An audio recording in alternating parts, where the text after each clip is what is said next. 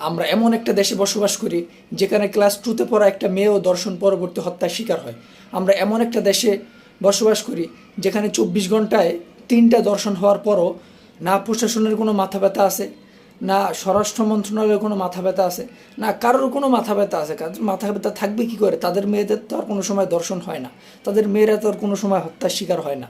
হত্যার শিকার হয় কারা? সাধারণ জনগণরা, সাধারণ পাবলিকের মেয়েরা। তো এখন বিষয়টা হচ্ছে যে গত 3 দিনে 3টা ধর্ষণ, গত 24 ঘন্টায় 3টা ধর্ষণ হওয়ার পরও কোনো তৎপরতা দেখা যায় না। লাস্ট যে ধর্ষণ হয়েছে, ধর্ষণ পরবর্তী হত্যা হয়েছে ছোট্ট যে শিশুটা রামিসা, সেটারও কোনো বিচার হইতো বা সেটারও কোনো কিছুই হইতো না। আজকে সারাদিন জনগণের প্রচুর পরিমাণে এটা নিয়ে বিক্ষোভ প্রকাশ করছে, প্রচুর পরিমাণে লেখালেখি করছে, যার ফলস্বরূপ রামিসার যে দর্শনকারী আছে এবং তার সহযোগী আছে তার স্ত্রী, তাদেরকে গ্রেফতার করা হয়েছে। তো এখন বিষয় হলো শুধুমাত্র গ্রেফতার বাংলাদেশে এতটুকু পর্যন্ত শেষ। আজকে রামিসার বাবা খুবই ক্ষোভ নিয়ে বলছেন যে আসলে আপনারা তো বিচার দিতে পারবেন না, আপনারা বিচার দিতে পারেন না গত 50 বছরে কাউরে, আপনাদের ওই ক্ষমতা নাই গা। আমরা 50 বছর তো আমি জীবিত ছিলাম, আমি তো দেখতেছি 50 বছর কী হয়েছে। আমার মেয়ে তো আর ফিরে আসবো না। ওনার বাবা কি কথাগুলি আসলে একটা কথাও ভুল বলছে? আপনার কি মনে হয় যে একটা কথাও ভুল বলছে? কারণ উনি জানে তনু হত্যা থেকে শুরু কইরা, আসিয়া হত্যা থেকে শুরু কইরা, মুনিয়া থেকে শুরু করে রামিসা পর্যন্ত কারোর কোনো হত্যার বিচার হয়েছে ঠিক মতন?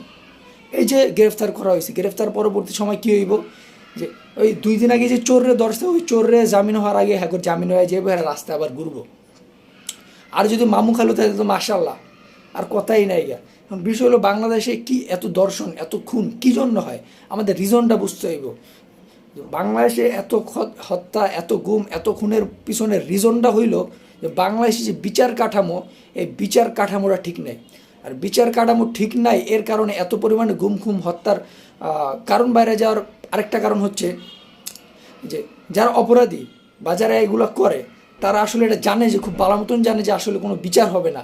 এই হত্যার হোক বা খুনের হোক বা ঘুমের হোক বা দর্শনের হোক, বাংলাদেশ কোনো বিচার নাই। বাংলাদেশে তারা এটা কইরা গেলে 2 দিন পর আবার ঠিকই বাইরে আসতে পারবো, এই জন্য তারা সাহস পায়। আর বর্তমান সময়ে এগুলো দেখে দেখে যারা বড় হইতেছে তাদের মাইন্ডসেটটা ওইভাবেই তৈরি হয়ে যায়, আসলে হত্যা খুন দর্শনের কোনো বিচার নাই। ওই একটা খুনি ঢুকলে বা একটা দর্শনকারী জেলে ঢুকলে, একটা চোরে ঢুকলে চোরের আগে জামিনে বাইরে হয়ে যায়। বাংলাদেশের হলে এই অবস্থা। আর যদি মামু খালু থাকে তাহলে তো ওই একজনের দর্শনের দায়, একজনের খুনের দায় আরেকজনের উপর দিয়ে ল ঢুকায় দাও।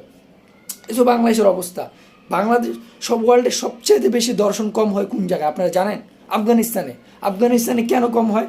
কারণ সেখানে যদি দর্শন হয় প্রকাশ্যে হত্যা করা হয়, প্রকাশ্য শাস্তি দেওয়া হয়। এই জন্য যারা এই মন মানসিকতার লোক আছে তারা নিজের জীবনের ভয়ে